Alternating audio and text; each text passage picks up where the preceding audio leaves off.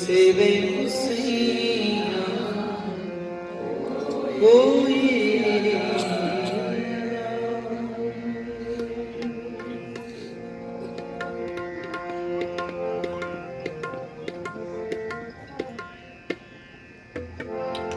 आवो सजना आवो सजना आवो सजना आवो सजना आवो सजना आवो सजना ओ देखा दर्शन तेरा नाम आवो सजना आवो सजना आवो सजना आवो सजना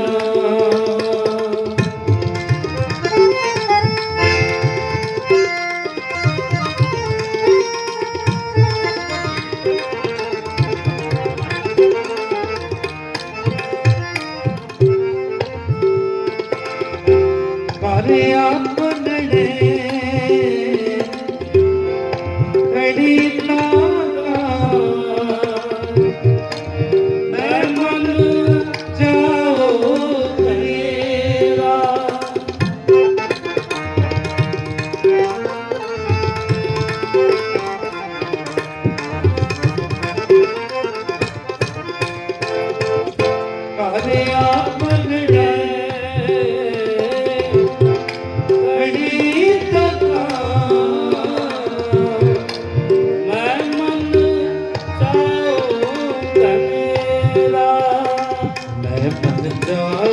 करे आपने आओ सजना आओ सजना आओ सजना आओ सजना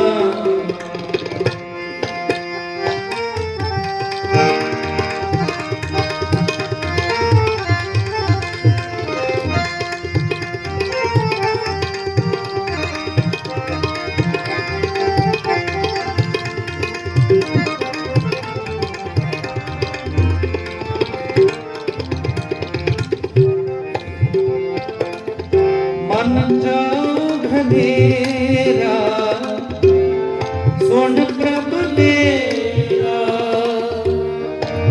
मैं तेरा भरवासा दर्शन देख पहीने केवल जन्म मरण दुख नासा जन्म मरण दुख नासा आवो सजना आवो सजना आवो सजना आवो सजना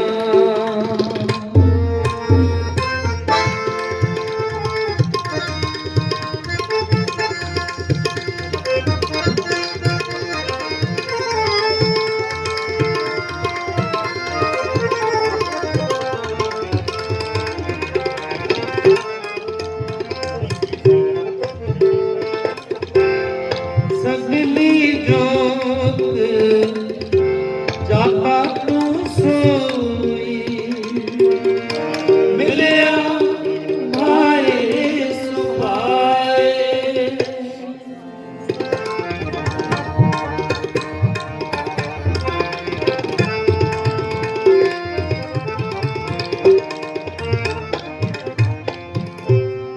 सगली जोत जागा तू सोई मिलया पाए सुपाए नानक साजन को बर जाने साथ मिले घर आए साच मिले घर आए आओ सजना आओ सजना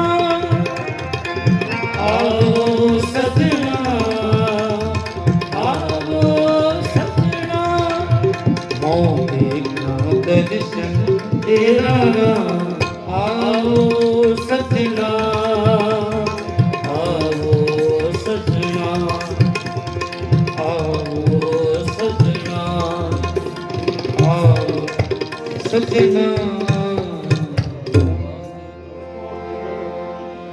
आनंद पया आनंद पया आनंद पया आनंद पया आनंद पया वट पाकी हो आनंद पया वट पाकी हो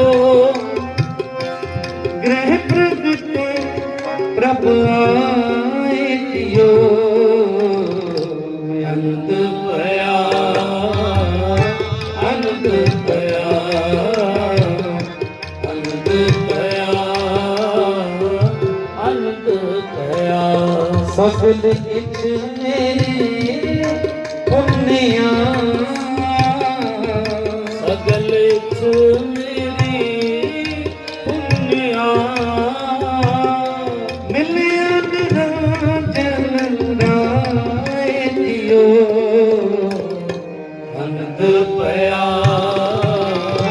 आनंद पया आनंद पया आनंद पया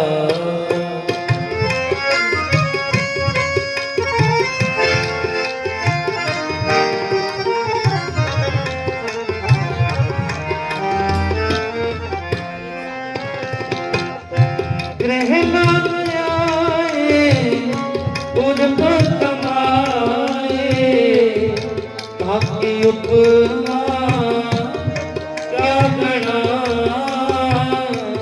बाकी उपमा क्या गणा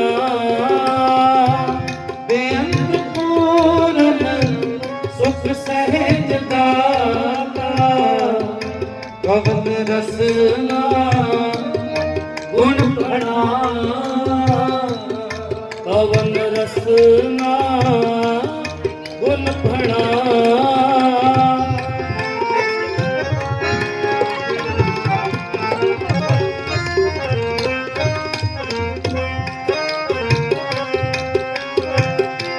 आपे दिलाए कै कंठ लाए इस बिना नहीं जाए दियो इस बिना नहीं जाए दियो बन जाए नानक सदा कर दे सब में रहे समाए दियो सब में रहे समाए दियो ग्रह प्रगटे प्रभु आए दियो आनंद पया आनंद पया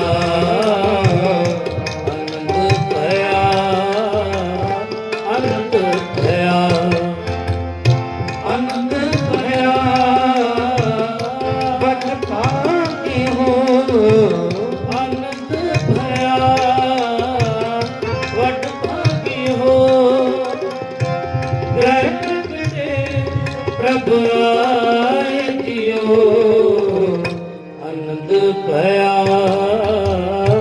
आनंद पया आनंद पया आनंद पया आनंद पया आनंद पया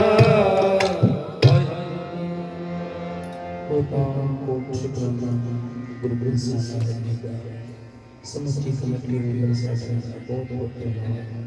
अत्यंत मेरे वीर सरदार अरविंद सिंह जी का बहुत बहुत धन्यवाद, क्योंकि आप जिन्हों के सिरका आप समूह संस्थान के दर्शन किए। समूह संस्थान का बहुत बहुत धन्यवाद। आप समूह संस्थान गुरु नानक देव जी प्रकाश पुरब की लख लख बधाइयाँ। इतनी कुछ सेवा प्रवान करनी जी कीर्ति करते हूँ पवित्रता की क्षमा करो फतेह दी सांझ। वाहिगुरु जी का खालसा वाहिगुरु जी की फतेह। बोले सो निहाल। ਸਤਿ ਸ੍ਰੀ ਅਕਾਲ। ਇਹ ਸਨ ਭਾਈ ਸਾਹਿਬ ਭਾਈ ਵਕੀਲ ਸਿੰਘ ਜੀ, ਹਜੂਰੀ ਰਾਗੀ ਜੱਥਾ, ਗੁਰਦੁਆਰਾ ਸਾਧ ਸੰਗਤ ਸਾਊ ਸਿਟੀ ਵਨ ਵਿਖੇ, ਜਿਨ੍ਹਾਂ ਤੇ ਮਹਾਰਾਜ ਦੀ ਅਪਾਰ ਰਹਿਮਤ ਬਖਸ਼ਿਸ਼ ਹੈ। ਬਹੁਤ ਹੀ ਮਿੱਠੀ ਆਵਾਜ਼ ਦੇ ਵਿੱਚ ਕੀਰਤਨ ਕਰਦੇ ਨੇ ਤੇ ਆਪਣਾ ਕੀਮਤੀ ਸਮਾਂ ਕੱਢ ਕੇ ਸਾਡੇ ਕੋਲ ਪਹੁੰਚੇ ਨੇ। ਜੀ ਆਇਆਂ ਨੂੰ। ਆਪ ਜੀ ਨੂੰ 15 ਮਿੰਟ ਵਾਸਤੇ ਭਾਈ ਸਾਹਿਬ ਭਾਈ ਜਗਸੀਰ ਸਿੰਘ ਜੀ 15 ਮਿੰਟ ਵਾਸਤੇ ਆਪ ਜੀ ਨੂੰ ਗੁਰ ਇਤਿਹਾਸ ਦੇ ਨਾਲ ਜੋੜਨਗੇ। ਆਪ ਸਾਰੀਆਂ ਸੰਗਤਾਂ ਨੇ ਇੱਕ ਮਨ ਇੱਕ ਚਿੱਤ ਹੋ ਕੇ ਗੁਰ ਇਤਿਹਾਸ ਦੇ ਵਿਚਾਰ ਭਾਈ ਸਾਹਿਬ ਜੀ ਕੋਲੋਂ ਸ਼ਰਵਣ ਕਰੋ ਜੀ। ਵਾਹਿਗੁਰੂ ਜੀ ਕਾ ਖਾਲਸਾ ਵਾਹਿਗੁਰੂ ਜੀ ਕੀ ਫਤਿਹ।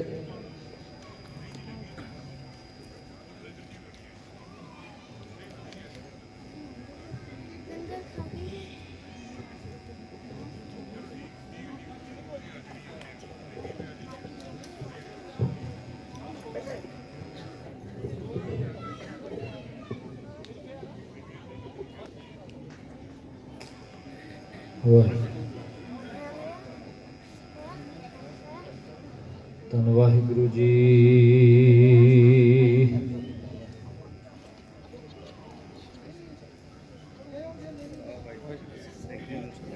ਬਾਣੀ ਗੁਰੂ ਗੁਰੂ ਹੈ ਬਾਣੀ, ਵਿੱਚ ਬਾਣੀ ਅੰਮ੍ਰਿਤ ਸਾਰੇ।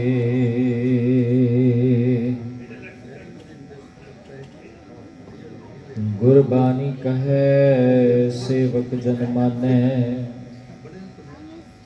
परतख गुरु निस्तारे।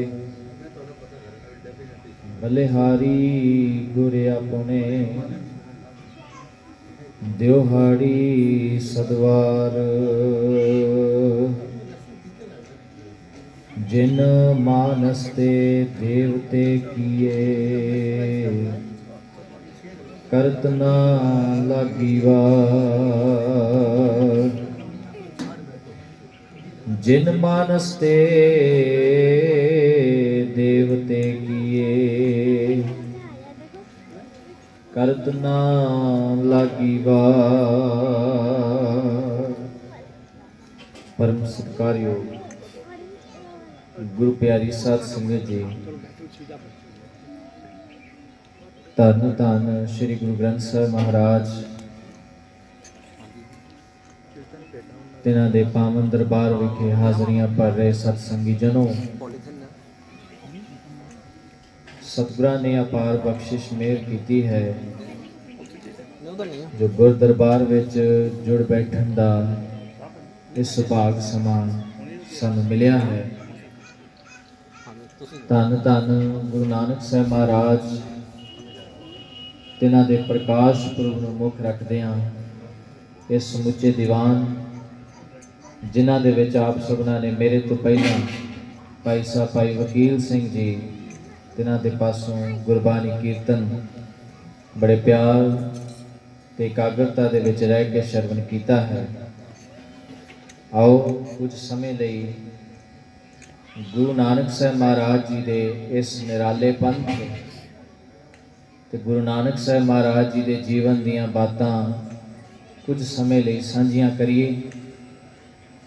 इतिहास दीयां विचारां आरंभ करन तो पहला कलगीधर पातशाह गुरु गोबिंद सिंह महाराज तिन्हां वल्लों बख्शिश कीती हुई फतेह बड़े प्यार दे नाल बुलंद आवाज़ विच सांझी करो जी। सारे आखो वाहिगुरू जी का खालसा वाहिगुरू जी की फतेह।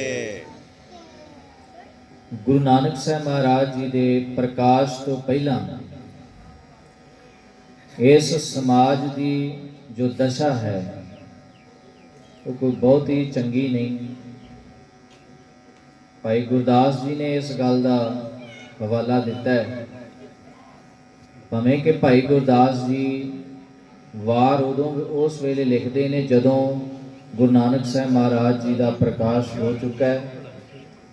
ਉਸ ਤੋਂ ਬਾਅਦ ਉਹਨਾਂ ਨੇ ਜਦੋਂ ਇਸ ਕਾਇਨਾਤ ਦੇ ਵਿੱਚ ਧਿਆਨ ਧਰਿਆ ਹੈ ਤੇ ਦਸ਼ਾ ਕਿਹੋ ਜਿਹੀ ਸੀ। ਬਾਬਾ ਦੇਖੇ ਧਿਆਨ ਧਰ, ਜਲਤੀ ਸਭ ਪ੍ਰਿਥਵੀ ਦਿਸ ਆਈ। ਸਾਰੀ ਦੁਨੀਆ ਜਲ ਰਹੀ ਹੈ, ਇੱਕ ਦੂਜੇ ਦੇ ਖੂਨ ਦੀ ਪਿਆਸੀ ਹੈ, ਇੱਕ ਦੂਜੇ ਨੂੰ ਮਾਰਨ ਲਈ ਤਿਆਰ ਹੈ, ਇੱਕ ਦੂਜੇ ਨੂੰ ਲੁੱਟ ਰਹੀ ਹੈ ਦੁਨੀਆ, ਠੱਗੀਆਂ ਵੱਜ ਰਹੀਆਂ ਨੇ। ਕਾਇਨਾਤ ਇੱਕ ਦੂਜੇ ਨੂੰ ਦੇਖਣਾ ਪਸੰਦ ਨਹੀਂ ਕਰ ਰਹੀ। ਸਾਰੀ ਕਾਇਨਾਤ ਦਾ ਜਦ ਬੇਨਤੀ ਸੱਦਾ ਉਸ ਅਕਾਲ ਪੁਰਖ ਨੇ ਸੁਣਿਆ ਤਾਂ ਗੁਰੂ ਨਾਨਕ ਸਾਹਿਬ ਮਹਾਰਾਜ ਜੀ ਦਾ ਪ੍ਰਕਾਸ਼ ਹੋਇਆ। ਜਿਵੇਂ ਰਾਜਨੀਤਿਕ ਦਸ਼ਾ ਸੀ, ਉਹੋ ਜੀ ਹੀ ਧਾਰਮਿਕ ਦਸ਼ਾ ਵੀ ਸੀ। ਧਾਰਮਿਕ ਆਗੂ ਆਪਣੀ ਮਰਜ਼ੀ ਦੀ ਮਰਿਆਦਾ ਬਣਾ ਕੇ ਇਸ ਦੁਨੀਆ ਦੇ ਉੱਤੇ ਚੱਲ ਰਹੇ ਸਨ। ਜੋ ਚੰਗਾ ਲੱਗਦਾ ਸੀ ਉਹ ਰੱਬ ਨੂੰ ਵੀ ਚੰਗਾ ਲੱਗ ਜਾਂਦਾ ਸੀ, ਜੋ ਉਹਨਾਂ ਨੂੰ ਚੰਗਾ ਨਹੀਂ ਸੀ ਲੱਗਦਾ ਉਹ ਰੱਬ ਨੂੰ ਵੀ ਚੰਗਾ ਨਹੀਂ ਸੀ ਲੱਗਦਾ। ਕਿਉਂ? ਕਿਉਂਕਿ ਉਹਨਾਂ ਨੂੰ ਕੋਈ ਪੁੱਛਣ ਵਾਲਾ ਨਹੀਂ ਸੀ।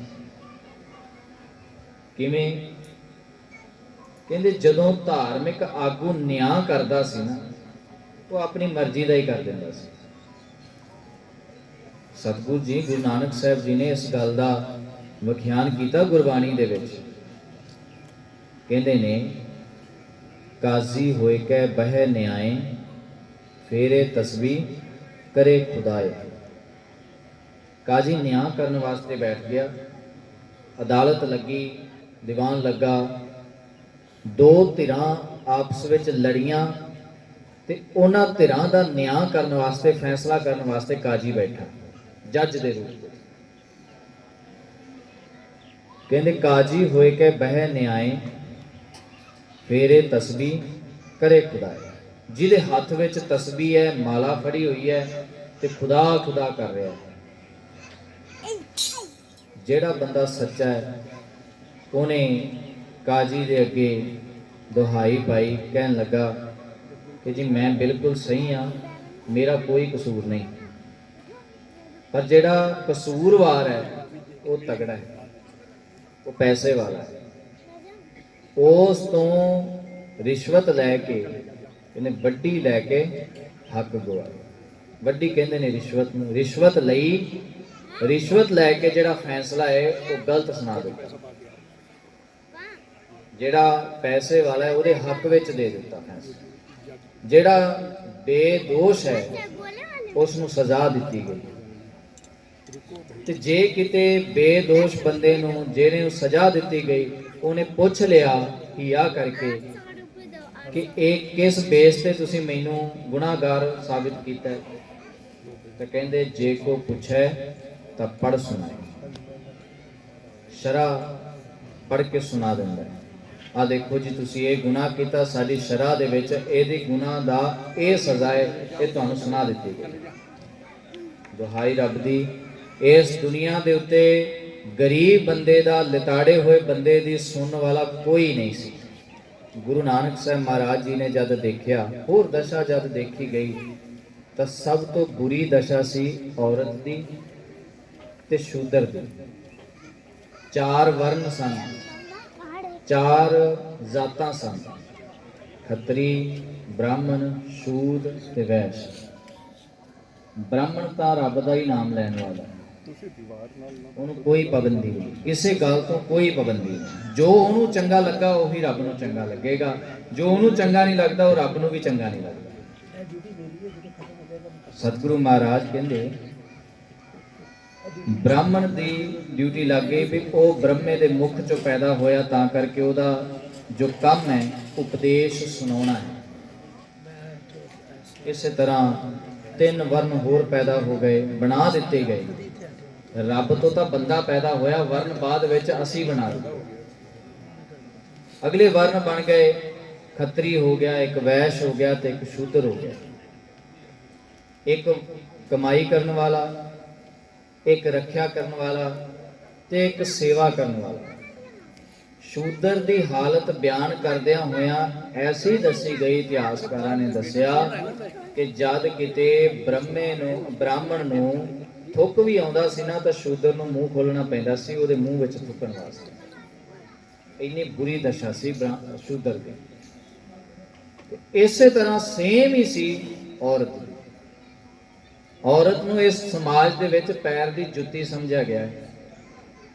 ਤੇ ਧਾਰਮਿਕ ਗ੍ਰੰਥਾਂ ਨੂੰ ਜਦੋਂ ਪੜ੍ਹਦੇ ਆ ਤੇ ਉਹਨਾਂ ਦੇ ਵਿੱਚ ਇਹ ਗੱਲ ਸਾਫ਼ ਲਿਖੀ ਮਿਲਦੀ ਹੈ, ਸ਼ੂਦਰ, ਢੋਰ, ਗਵਾਰ ਤੇ ਨਾਰੀ ਇਹ ਸਭ ਤਾੜਨ ਕੀ ਅਧਿਕਾਰ। ਇਹਨਾਂ ਨੂੰ ਤਾੜ ਕੇ ਰੱਖੋ ਤਾਂ ਹੀ ਠੀਕ ਹੈ। ਇਹਨਾਂ ਦੇ ਡਾਂਗ ਛੋਟਾ ਚੱਲਦਾ ਰਹੇ ਤਾਂ ਹੀ ਇਹ ਸੈੱਟ ਰਹਿੰਦੇ ਨੇ, ਨਹੀਂ ਤਾਂ ਇਹ ਖੁੱਲੇ ਨਹੀਂ ਛੱਡਣੇ ਚਾਹੀਦੇ। ਇਹੋ ਜਿਹੀ ਦਸ਼ਾ ਸੀ। ਜੇਕਰ ਸਭ ਤੋਂ ਪਹਿਲੀ ਵਾਰ ਧਰਮ ਦੇ ਵਿੱਚ, ਇਸ ਦੁਨੀਆ ਵਿੱਚ ਰਹਿੰਦਿਆਂ ਔਰਤ ਦੇ ਪੱਖ ਵਿੱਚ ਕਿਸੇ ਨੇ ਆਵਾਜ਼ ਉਠਾਈ ਤਾਂ ਉਹ ਧੰਨ ਗੁਰੂ ਨਾਨਕ ਸਾਹਿਬ ਮਹਾਰਾਜ। ਬੁੱਧ ਨੇ ਵੀ ਕਿਤੇ ਜ਼ਿਆਦਾ ਚੰਗਾ ਨਹੀਂ ਕਿਹਾ ਔਰਤ ਨੂੰ। ਉਹਨੇ ਵੀ ਕਿਹਾ ਇਹ ਸੰਪੂਰਨ ਨਹੀਂ ਹੈ, ਇਹ ਅਧੂਰੀ ਹੈ, ਇਹ ਪੂਰੀ ਨਹੀਂ ਹੈ। ਮੰਦਰਾਂ ਦੇ ਵਿੱਚ ਔਰਤ ਦਾ ਜਾਣਾ ਬੈਨ ਹੈ। ਮਸੀਤ ਦੇ ਵਿੱਚ ਜਾ ਕੇ ਨਮਾਜ਼ ਔਰਤ ਨਹੀਂ ਗੁਜ਼ਾਰ ਸਕਦੀ। ਧਾਰਮਿਕ ਕਰਮ ਕੋਈ ਨਹੀਂ ਕਰ ਸਕਦਾ। ਭਲਾ ਹੋਵੇ ਗੁਰੂ ਨਾਨਕ ਸਾਹਿਬ ਮਹਾਰਾਜ ਜੀ ਦਾ, ਜਿਨ੍ਹਾਂ ਨੇ ਇੱਕ ਬਰਾਬਰਤਾ ਸਾਡੇ ਸਾਹਮਣੇ ਰੱਖ ਦਿੱਤੀ, ਕਮਾਲ ਕਰ ਦਿੱਤੀ। ਉਹਨਾਂ ਨੇ ਕਿਹਾ ਜੇ ਔਰਤ ਦਾ ਕਿਤੇ ਜਾਣਾ ਠੀਕ ਨਹੀਂ ਹੈ ਨਾ, ਇਸ ਦੁਨੀਆ ਦੇ ਵਿੱਚ ਸਾਰੀਆਂ ਹੀ ਔਰਤਾਂ ਨੇ। ਰੱਬ ਇੱਕ ਹੀ ਬੰਦਾ ਹੈ। ਕੌਣ ਹੈ? ਰੱਬ। ਬਾਕੀ ਸਾਰੀਆਂ ਜੀਵ ਇਸਤਰੀਆਂ ਨੇ। ਗੁਰੂ ਅਮਰਦਾਸ, ਗੁਰੂ ਰਾਮਦਾਸ ਪਾਤਸ਼ਾਹ ਜੀ ਦੀ ਵਾਰ ਪੜ੍ਹਦੇ ਆ। ਗੁਰੂ ਸਾਹਿਬ ਮਹਾਰਾਜ ਕਹਿੰਦੇ ਨੇ ਇਸ ਜਗ ਮੈਂ ਪੁਰਖ ਏਕ ਹੈ, ਹੋਰ ਸਗਲੀ ਨਾਰ ਸਬਾਈ। ਇਸ ਜਗਤ ਦੇ ਵਿੱਚ ਪੁਰਖ ਇੱਕ ਹੈ, ਇੱਕ ਹੀ ਬੰਦਾ ਹੈ, ਹੋਰ ਸਗਲੀ ਨਾਰ ਸਬਾਈ, ਸਾਰੀਆਂ ਬਾਕੀ ਜੀਵ ਇਸਤਰੀਆਂ ਨੇ।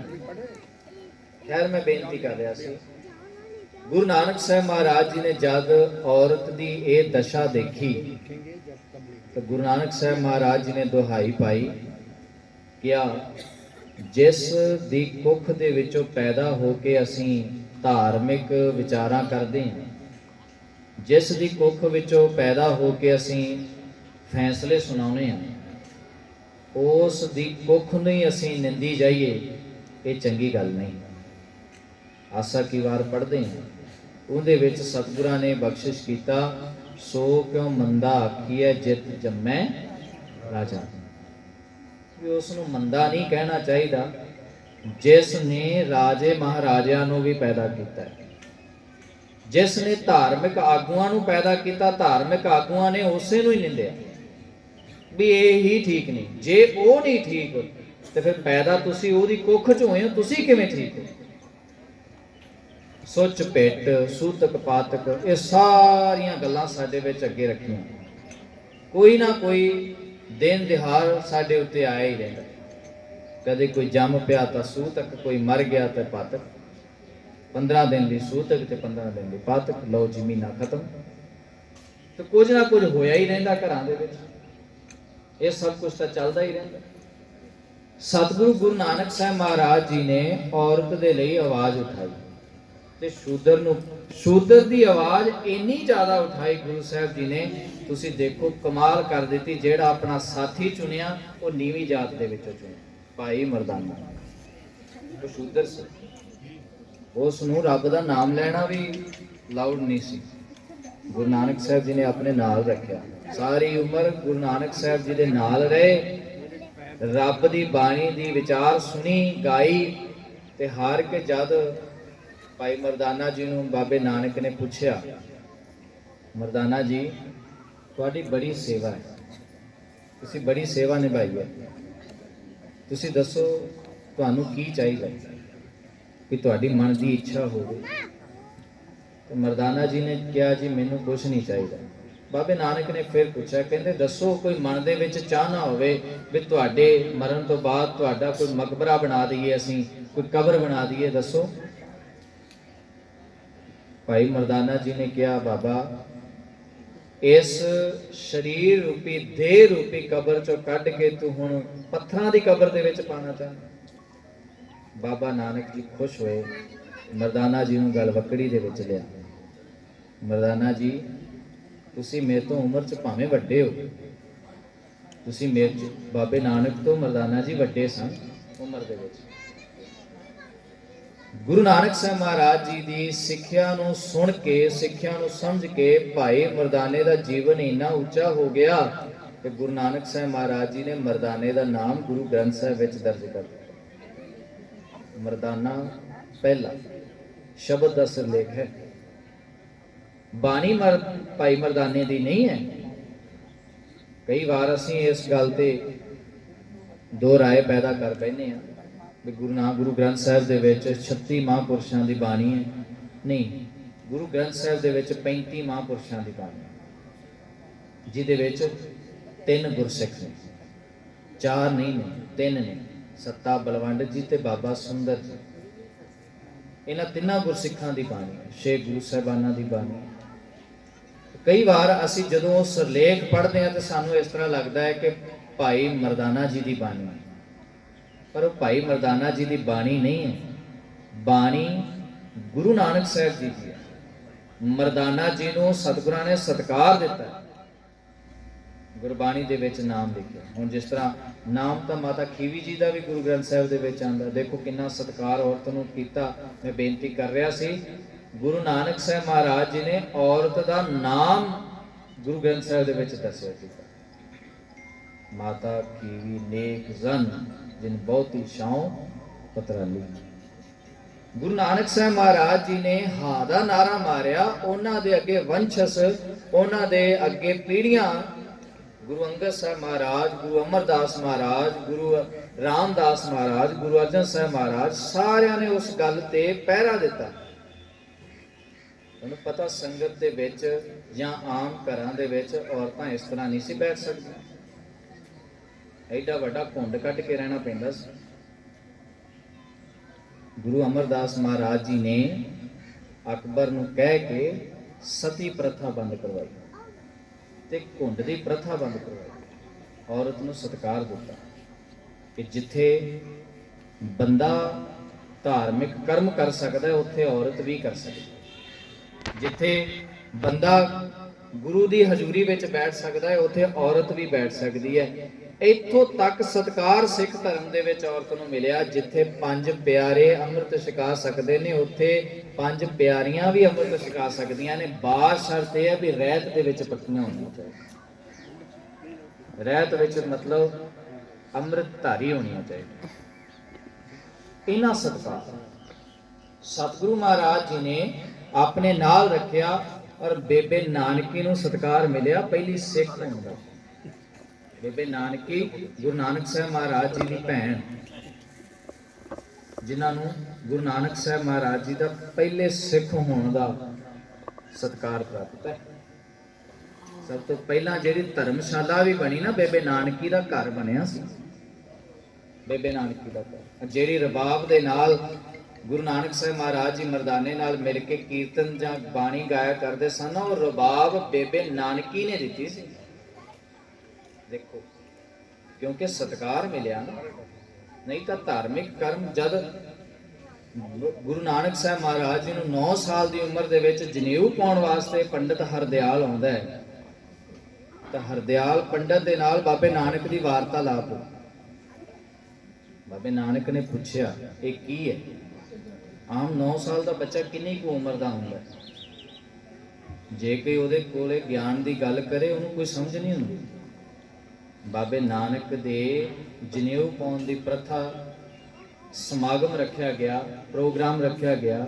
ਮਹਿਤਾ ਕਲਿਆਣ ਦਾਸ ਜੀ ਨੇ ਕਾਫੀ ਪੈਸਾ ਲਗਾਇਆ।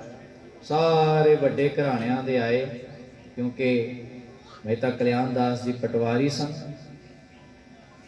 ਉਹਨਾਂ ਨੂੰ ਕਾਫੀ ਲੋਕ ਜਾਣਦੇ ਸੀ, ਕਾਫੀ ਉੱਚੇ ਖਾਨਦਾਨਾਂ ਵਾਲੇ ਸਾਰੇ ਆਏ। ਪੰਡਿਤ ਹਰਦਿਆਲ ਜੀ ਜਦ ਜਨੇਊ ਪਾਉਣ ਲੱਗੇ ਤਾਂ ਗੁਰੂ ਨਾਨਕ ਸਾਹਿਬ ਮਹਾਰਾਜ ਜੀ ਨੇ ਰੋਕ ਦਿੱਤਾ। ਕਹਿਣ ਲੱਗੇ, ਇਹ ਕੀ ਹੈ? ਮੈਂ ਬੇਨਤੀ ਕਰ ਰਿਹਾ, ਜਿਹੜੇ ਕਹਿੰਦੇ ਨੇ ਨਾ ਅੱਜ ਕੱਲ ਗੁਰਬਾਣੀ ਦੇ ਵਿੱਚੋਂ ਸਵਾਲ ਜਵਾਬ ਨਹੀਂ ਕਰਨੇ ਚਾਹੀਦੇ, ਕਿੰਤੂ ਪਰੰਤੂ ਨਹੀਂ ਕਰਨਾ ਚਾਹੀਦਾ, ਉਹ ਗੱਲ ਧਿਆਨ ਨਾਲ ਸੁਣ ਲੈਣਾ ਵੀ ਬਾਬੇ ਨਾਨਕ ਨੇ ਪੰਡਤ ਹਰਦਿਆਲ ਨੂੰ ਸਵਾਲ ਕੀਤਾ, ਇਹ ਕੀ ਹੈ? ਕਹਿੰਦਾ ਜੀ ਇਹ ਜਨੇਊ ਹੈ। ਇਹ ਕਿਉਂ ਪਾਇਆ ਜਾਂਦਾ? ਇਹਦੇ ਨਾਲ ਧਰਮੀ ਬਣਿਆ ਜਾਂਦਾ। ਹਰਦਿਆਲ ਪੰਡਤ ਕਹਿੰਦਾ ਵੀ ਇਹਨੂੰ ਪਹਿਨ ਕੇ ਧਰਮੀ ਬਣ ਜਾਈਦਾ। ਬਾਬਾ ਨਾਨਕ ਨੇ ਸੋਚਿਆ, ਕਹਿਣ ਲੱਗੇ, ਕਹਿੰਦੇ ਅੱਛਾ ਇਹਦੇ ਨਾਲ ਧਰਮੀ ਬਣ ਜਾਂਦਾ। ਉਹਨਾਂ ਨੇ ਕਿਹਾ ਕਿ ਮੇਰੇ ਘਰ ਦੇ ਵਿੱਚ ਨਾ ਮੇਰੀ ਭੈਣ ਹੈ ਜਿਹੜੀ ਮੇਰੇ ਤੋਂ ਵੱਡੀ ਹੈ ਤੇ ਮੇਰੀ ਮਾਂ ਵੀ ਹੈ, ਉਹ ਧਰਮੀ ਨਹੀਂ ਅਜੇ ਤੱਕ ਬਣੇ, ਤੁਸੀਂ ਪਹਿਲਾਂ ਉਹਨਾਂ ਨੂੰ ਜਨੇਊ ਪਾ ਦਿਓ, ਉਹਨਾਂ ਨੂੰ ਪਹਿਲਾਂ ਧਰਮੀ ਬਣਾ ਦਿਓ। ਹੁਣ ਔਰਤ ਨੂੰ ਜਨੇਊ ਪਾਉਣਾ ਅਲਾਉਡ ਹੀ ਨਹੀਂ, ਔਰਤ ਨੂੰ ਜਨੇਊ ਪਾਇਆ ਹੀ ਨਹੀਂ ਜਾਂਦਾ। ਹਰਦਿਆਲ ਪੰਡਤ ਕਹਿਣ ਲੱਗਾ ਨਹੀਂ, ਇਹ ਸਿਰਫ ਬੰਦਿਆਂ ਵਾਸਤੇ, ਇਹ ਔਰਤਾਂ ਨੂੰ ਨਹੀਂ ਪਾਇਆ ਜਾਂਦਾ। ਬਾਬੇ ਨਾਨਕ ਨੇ ਕਿਹਾ ਅੱਛਾ, ਮੇਰਾ ਇੱਕ ਮਿੱਤਰ ਹੈ ਮਰਦਾਨਾ, ਉਹਨੂੰ ਪਾ ਦਿਓ, ਉਹ ਵੀ ਧਰਮੀ ਨਹੀਂ ਬਣਿਆ, ਮੇਰੇ ਤੋਂ ਵੱਡਾ, ਉਹ ਵੀ ਧਰਮੀ ਨਹੀਂ ਬਣਿਆ ਅਜੇ। ਤੇ ਪੰਡਤ ਜੀ ਕਹਿਣ ਲੱਗੇ ਇਹ ਸ਼ੂਦਰਾਂ ਨੂੰ ਵੀ ਨਹੀਂ ਪਾਇਆ ਜਾਂਦਾ,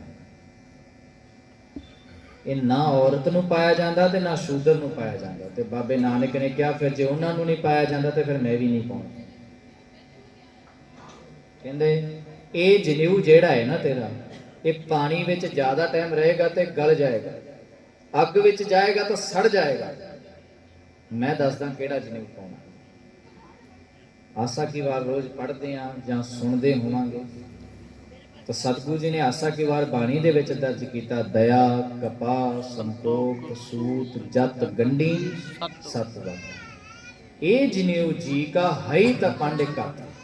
ਇਹ ਜਨੇਊ ਦੀ ਮੈਂ ਗਾਰੰਟੀ ਲੈਣਾ, ਨਾ ਇਹ ਟੁੱਟੇ ਨਾ ਮਲ ਲੱਗੇ ਨਾ ਇਹ ਜਲੇ ਨਾ ਜਾਏ। ਧੰਨ ਸੋ ਮਾਨਸ ਨਾਨਕਾ ਜੋ ਗਲ ਚੱਲੇ ਪਾਏ। ਧੰਨ ਨੇ ਉਹ ਮਾਨਸ ਜਿਨ੍ਹਾਂ ਨੇ ਇਹ ਜਨੇਊ ਪਾਇਆ। ਇਹ ਤਾਗੇ ਵਾਲਾ ਜਨੇਊ ਪਾ ਕੇ ਤਾਂ ਕੋਈ ਵੀ ਕੁਝ ਵੀ ਕਰ ਸਕਦਾ, ਇਹ ਰੋਕ ਦੇਗਾ? ਇਹਨੇ ਰੋਕ ਦੇਣਾ? ਚੋਰੀ ਕਰਨ ਲੱਗੇ ਹੱਥ ਨੂੰ ਇਸ ਤਾਗੇ ਨੇ ਰੋਕ ਦੇਣਾ? ਸਤਿਗੁਰੂ ਮਹਾਰਾਜ ਜੀ ਨੇ ਜਦ ਪੰਡਤ ਨੂੰ ਇਹ ਗੱਲ ਕਹੀ ਤਾਂ ਪੰਡਤ ਦੇ ਵੀ ਕੰਨ ਖੜੇ ਹੋ ਗਏ, ਉਹਨੂੰ ਹੱਥਾਂ ਪੈਰਾਂ ਦੀ ਪੈ ਗਏ, ਕਿਉਂਕਿ ਜਵਾਬ ਹੀ ਨਹੀਂ ਹੈ ਕੋਈ ਅੱਗੇ। ਤਾਂ ਉੱਥੋਂ ਹੀ ਗੁਰੂ ਨਾਨਕ ਸਾਹਿਬ ਮਹਾਰਾਜ ਜੀ ਦਾ ਸਫ਼ਰ ਸ਼ੁਰੂ ਹੋ ਗਿਆ ਦੁਨੀਆ ਨੂੰ ਸੁਧਾਰਨ ਦਾ। ਤੇ ਅੱਗੇ ਅੱਗੇ ਚੱਲਦਿਆਂ ਗੁਰੂ ਨਾਨਕ ਸਾਹਿਬ ਜੀ ਕਾਜ਼ੀਆਂ ਨੂੰ ਮਿਲੇ, ਗੁਰੂ ਨਾਨਕ ਸਾਹਿਬ ਜੀ ਜੋਗੀਆਂ ਨੂੰ ਮਿਲੇ, ਤੇ ਜੋਗੀਆਂ ਨਾਲ ਵਾਰਤਾਲਾਪ ਇੰਨੀ ਜ਼ਿਆਦਾ ਹੋਈ, ਗੁਰੂ ਸਾਹਿਬ ਜੀ ਨੇ ਸਿੱਧ ਗੋਸ਼ਟ ਨਾਮ ਥੱਲੇ ਇੱਕ ਬਾਣੀ ਦਰਜ ਕਰ ਦਿੱਤੀ। ਉਹਦੇ ਵਿੱਚ ਸਾਰੇ ਸਵਾਲ ਜਵਾਬ ਨੇ। ਜੋਗੀ ਪੁੱਛਦੇ ਨੇ, ਗੁਰੂ ਨਾਨਕ ਸਾਹਿਬ ਦੱਸਦੇ ਨੇ, ਗੁਰੂ ਨਾਨਕ ਸਾਹਿਬ ਜੀ ਸਵਾਲ ਕਰਦੇ ਨੇ, ਜੋਗੀਆਂ ਦੇ ਕੋਲ ਉੱਤਰ ਨਹੀਂ। ਤੇ ਗੁਰੂ ਨਾਨਕ ਸਾਹਿਬ ਮਹਾਰਾਜ ਜੀ ਨੇ ਜਦ ਜੋਗੀਆਂ ਨੂੰ ਉਪਦੇਸ਼ ਦਿੱਤਾ ਨਾ, ਕਮਾਲ ਦੀ ਗੱਲ ਇਹ ਹੈ, ਗੁਰੂ ਨਾਨਕ ਸਾਹਿਬ ਜੀ ਨੇ ਜਦ ਜੋਗੀ ਨੂੰ ਉਪਦੇਸ਼ ਦਿੱਤਾ ਤਾਂ